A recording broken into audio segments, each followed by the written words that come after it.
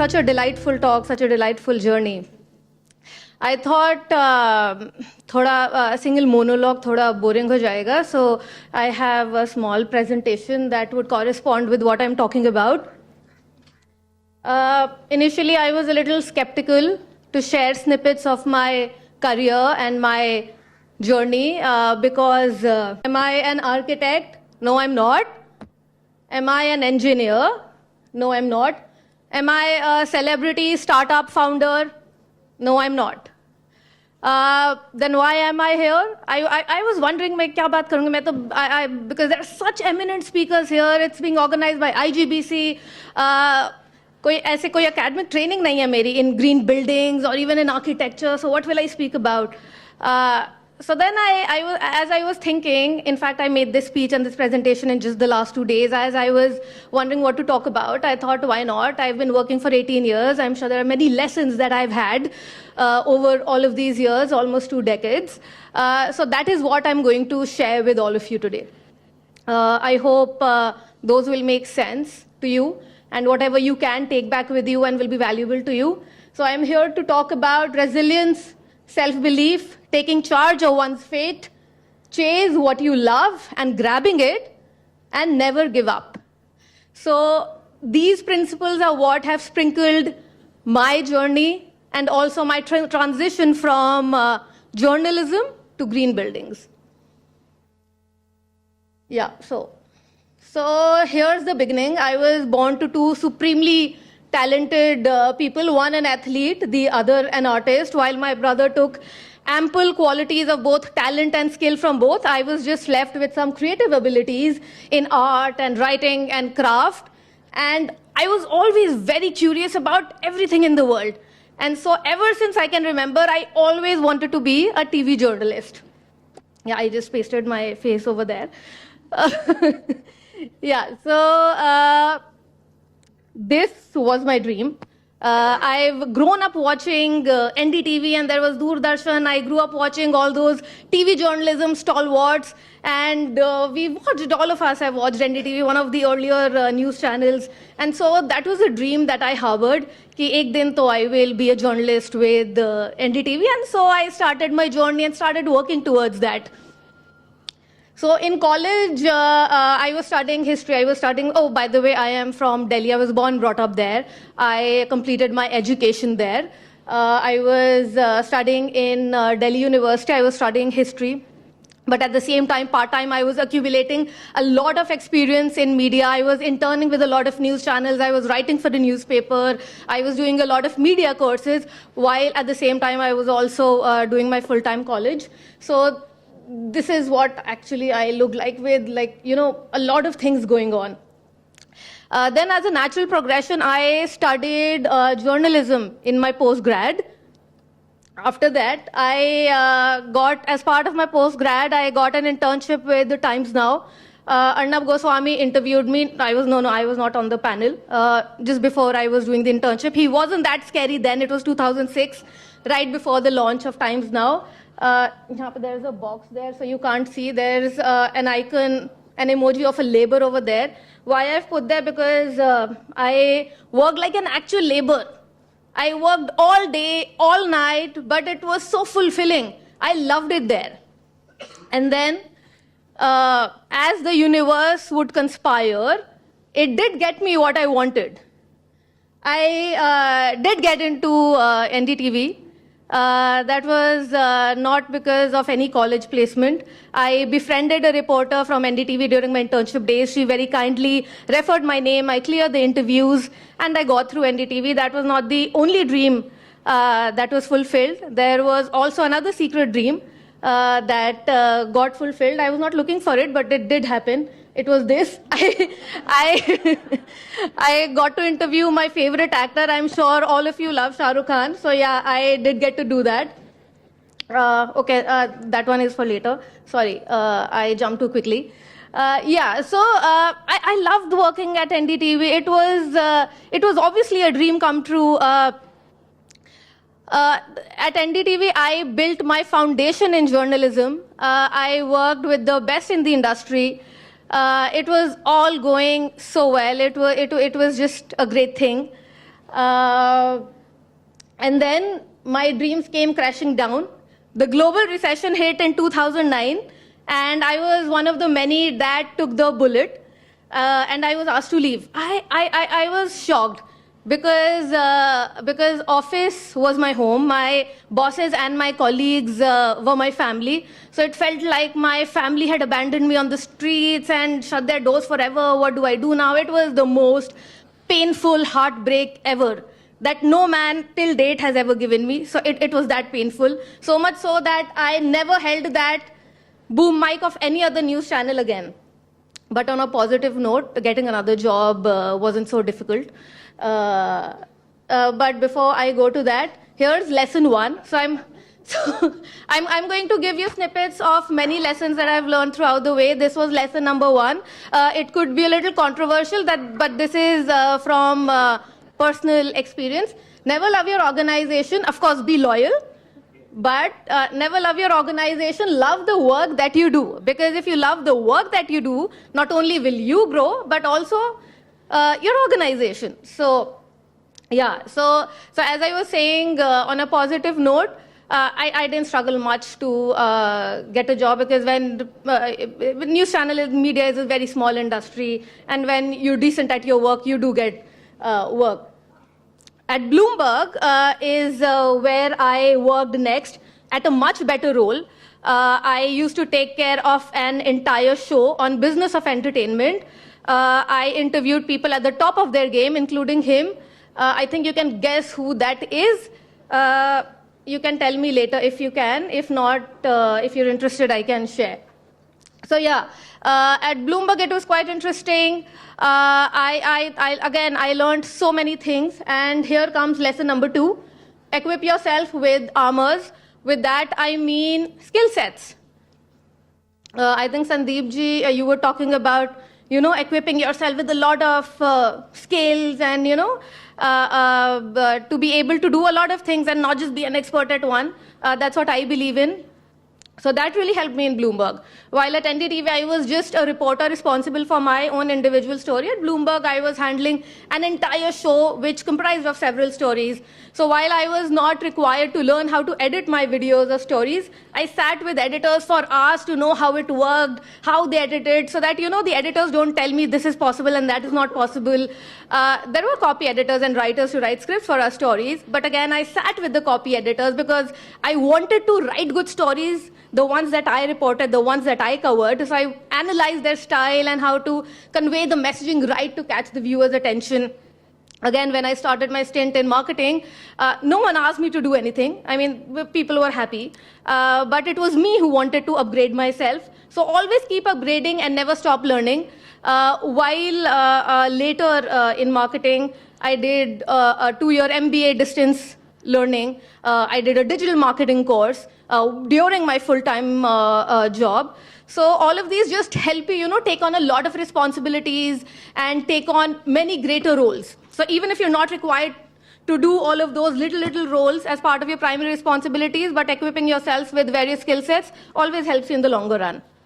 And yes, always follow your passion, because only if you nourish your soul with your passion, what you really like, by default, your work will get better. These are some of my passions. As you can see, I'm a bit of a khatro ke khiladi.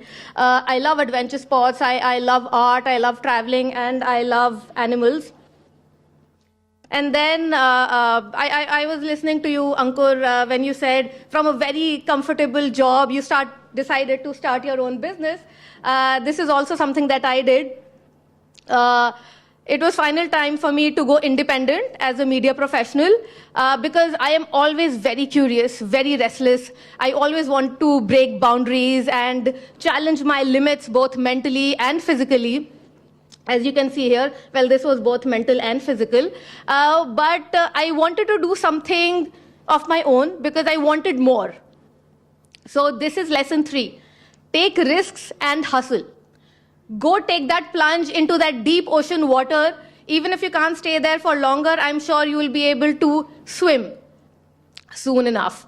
So freelancing was very, very tough. Ankur was also saying it was very tough. I mean, getting out of the chhatro chaya of a really good organization and getting out on your own was very difficult. First, you have to chase a lot of people to get the right projects. And then when you get the right projects, you have to chase them to get the money that is due to you. So it was all very difficult. But at the same time, it was all worth it because I got to work with some amazing people, some really amazing projects, and some really good news channels like CNN, IBN, Star Network, and so on. So it was a very fulfilling experience.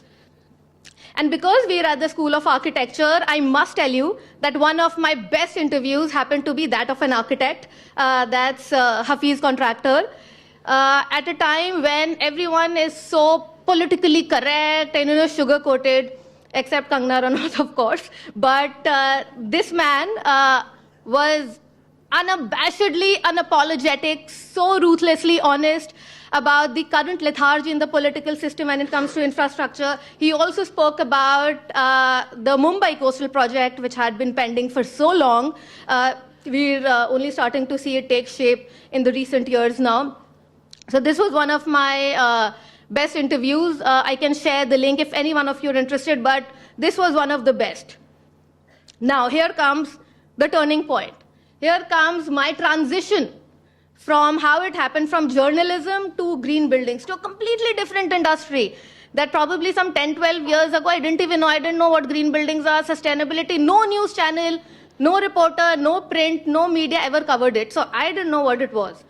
But because I was doing a show on 100 smart cities, which was based on the announcement that Prime Minister Modi had announced at the time. So I was doing a series of episodes on 100 smart cities. And as part of one of the episodes on green buildings, I happened to interview Mahesh Ramanujam, who was then the COO of US Green Building Council and Green Business Certification, Inc. I do have a better picture of him, but I chose this one because this was the exact time that I had interviewed him. So I decided to take this picture. So I interviewed him, I grilled him on many things. He spoke about green buildings and certifications and all that. The show was over. As a practice, I sent the link of the show to him and everyone who featured in my shows. A few months later, he was back in India with his team for whatever meetings. He called me for lunch. I went without any expectation. I thought, okay, maybe he wants me to make a show or whatever. We sat for lunch. It was great. We spoke about everything under the sun. We spoke about green buildings. We spoke about climate change and so on. And he said that he really liked the way I had grilled him in his interview. And then he offered me a job at GBCI. He said he was establishing GBCI in India and he wanted me to be part of a marketing team. Now, this must have probably happened for the first time ever when a candidate had interviewed the employer without even knowing that she would get a job. So yeah, that's what had happened. Now here's the lesson. I would urge everyone to read terms and conditions carefully before investing, but I did not. So sometimes you can be impulsive and trust your gut. I trusted my gut. I did not even take an hour to decide. I told Mahesh, okay, yes, I will leave journalism and I will join GBCI and start marketing and I'll start working on green buildings. It has been, I thought, okay, theek hai, nahi maza aaya, I'll get back to media. But it has been almost 10 years now. I am well settled and acquainted here, meeting such incredible people who are actually passionate about bringing some meaningful change. And it's such a pleasure and such an honor to be working with all of you and to be working with all of those students who are future of the country. So over the years, I saw Mahesh transform the green building industry while I was at USGBC. I don't want to sound like a fan, but he's one of the people that did inspire me in many ways. He became the CEO and he was traveling non-stop, 360 days in a year. He was like a machine. He was unstoppable. He has a photographic memory. And there was so much to be inspired from him.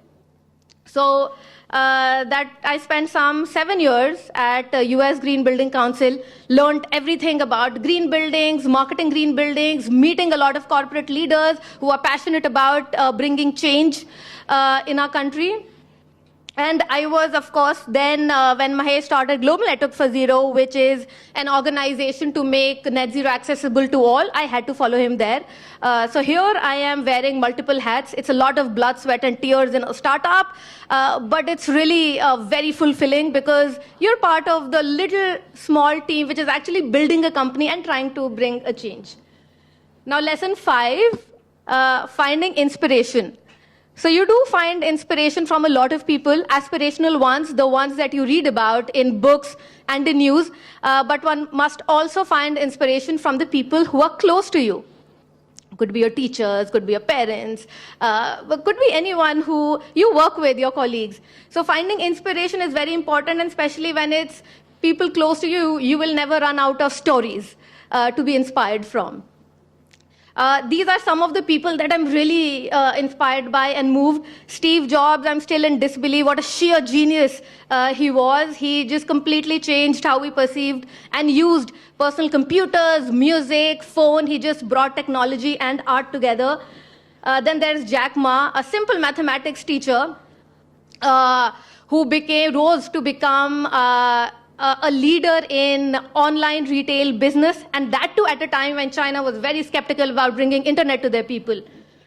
This is a fictional character. I don't know how many of you have seen Suits, but Harvey Specter is a fictional character. He's had a great influence on me. It's about lawyers. If you haven't seen, do give it a try. It's really nice. Then these are some people that are close to me. On the left is my brother. He did not have a stellar academic background. He went to a special school because he was slow in academics. He has had no formal training in design because of limited means of my family. But with very, very crazy amount of hard work and willpower, he's now a principal designer, an award-winning designer at one of the largest restaurant aggregating company in India. Then on the right is my father-in-law, comes from a very tiny Mumbai shanty where he lived with his family, his parents and siblings. With very little savings, he started his company. And now he has a flourishing global business. So these are some of the people around me. Of course, there are so many other people who have inspired me and motivated me along the way. But these are some of the people who are just on top of my mind. Next lesson is always maintain and cherish genuine relationships. There'll be a lot of people, especially at your age, there'll be a lot of people who will come and party with you and be a part of your success. But at the end, there will only be 1% of theirs who will be there to support you, to cheer you, to lift you up and help you achieve what you want. So take care of those 1%. And even when it comes to professional relationships while networking in business, make meaningful relationships with all those professionals. Give them the time, the respect and quality work that they deserve. So this is something that I've learned also as a result of staying so many years in Mumbai all by myself. So this is something that I really learned the hard way. Always grab on to people who are really there for you. Then next, failure. This is a quote that I read somewhere and it resonated so well with me. Failure is a gift only for those who try. So I feel failure is not a loss. It is a testament of your grit and your determination that you fought for what you wanted. I've had several failures, several setbacks in my professional life, in my personal life with my health, but I always came back stronger. I'm sure you have heard of that Katy Perry song, "What doesn't kill you only makes you stronger." So as students, be fearless, take risks, be a little practical also. I wouldn't say kuch bhi, but do your research. But dil ki zarur suno, because that will really make you happy and also eventually also get you money. This has been my journey of life, and I would just like to end by Steve Jobs, a quote of him. The one who are crazy enough to think that they can change the world are the ones who do. I really, really believe that it is actually true. So this is what I want to end with. And before I leave, I just want to say, as you would already know, climate change is real, and we would want all you young minds, architects and engineers to come join us, help us in our net zero mission of our country to make this world a better place. Thank you.